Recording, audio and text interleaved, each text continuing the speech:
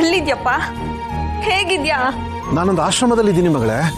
ಆಶ್ರಮದಲ್ಲೇ ಆಶ್ರಯ ಪಡ್ಕೊಂಡಿದ್ದೀನಿ. ಇಲ್ಲಿ ಯಾವ ಸಮಸ್ಯೆನೂ ಇಲ್ಲ. ನಾನು ನೆಮ್ಮದಿಯಾಗಿದ್ದೀನಿ. ಅಷ್ಟಾದ್ರೆ ಸಾಕಪ್ಪ, ನಾವು ಅದನ್ನೇ ಬಯಸೋದು. ನೀನ್ ಹೇಳಿದ್ ಕೇಳಿ ತುಂಬಾ ಖುಷಿ ಆಯ್ತಪ್ಪ, ಮನ್ಸಿಗೆ ನಿರಾಳ ಆಯ್ತು.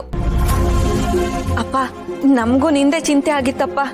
ಎಲ್ಲಿದ್ಯೋ, ಏನ್ ಮಾಡ್ತಿದ್ಯೋ, ಊಟ ಮಾಡಿದ್ಯೋ? ನಿನ್ ಫೋನ್ ಬರೋದೇನಾದ್ರೂ ಸ್ವಲ್ಪ ತಡ ಆದ್ರೂ ನಿನ್ಗೇನಾದ್ರೂ ಅಪಾಯ ಆಗಿದ್ಯಾ ಅಂತ ಭಯ ಕಾಡ್ತಿತ್ತಪ್ಪ. ಆದ್ರೆ ಈಗ ನಿನ್ಗೊಂದ್ ನೆಲೆ ಸಿಕ್ತಲ್ಲ, ಮನಸ್ಸಿಗೆ ತುಂಬಾ ನೆಮ್ಮದಿ ಆಯ್ತಪ್ಪ. ತುಂಬಾ ಒಳ್ಳೆ ವಿಚಾರ ಹೇಳ್ದೆ ನೀನು. ಹಾ ಮಗಳೇ, ಅಂತೂ ಇರೋದಕ್ಕೆ ಒಂದು ವ್ಯವಸ್ಥೆ ಆಯ್ತು. ನನಗಿಲ್ಲಿ ಯಾವ ಭಯನೂ ಇಲ್ಲ. ನನ್ನ ತಂಟೆಗೆ ಇಲ್ಲಿ ಯಾರು ಬರೋದೂ ಇಲ್ಲ. ಹ್ಞೂ ಅಪ್ಪ. ಅಂದಾಗೆ ನೀನ್ ಇರೋದೆಲ್ಲಪ್ಪ? ಇದು ಧರ್ಮಗಿರಿ ಆಶ್ರಮ ಅಂತ ಮಗಳೇ.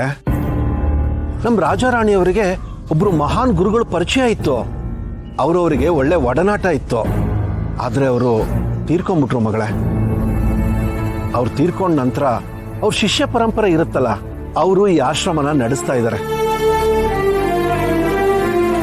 ಅಪ್ಪ, ಈ ಕೆಲ್ಸನ ನೀನ್ ಮೊದ್ಲೇ ಮಾಡ್ಬೋದಿತ್ತಲ್ವಾ?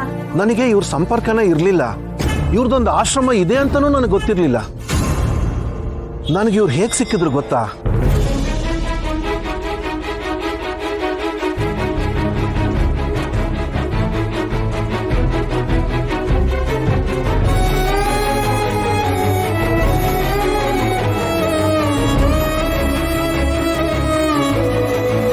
ಇದೆಲ್ಲ ಹೇಗ್ ಸಾಧ್ಯ ಆಯ್ತು ಹೇಳು? ಎಲ್ಲ ತಾಯಿ ಭಗವತಿ ಕೃಪೆಯಿಂದ. ಸರಿಯಾದ ಸಮಯಕ್ಕೆ ಸಿಕ್ಕಿ ನನಗೆ ಸಹಾಯ ಮಾಡ್ತಾ ಇದ್ದಾರೆ ಮಗಳೇ. ಸರಿಯಪ್ಪ, ಒಟ್ನಲ್ಲಿ ನೀನ್ ಎಲ್ಲೋ ಒಂದ್ ಕಡೆ ಆರಾಮಾಗಿ ನಿಮ್ದಾಗಿದ್ಯಲ್ಲ, ಅಷ್ಟೇ ಸಾಕು.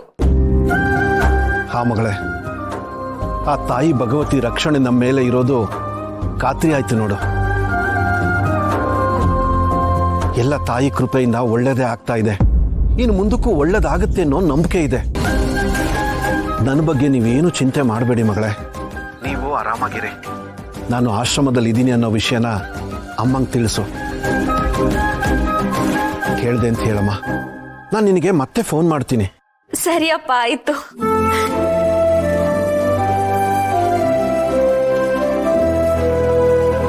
ಅಮ್ಮ, ಅಪ್ಪ ಒಂದ್ ಆಶ್ರಮದಲ್ಲಿ ನೆಮ್ಮದಿಯಾಗಿದಾರಂತೆ. ಈ ಖುಷಿನ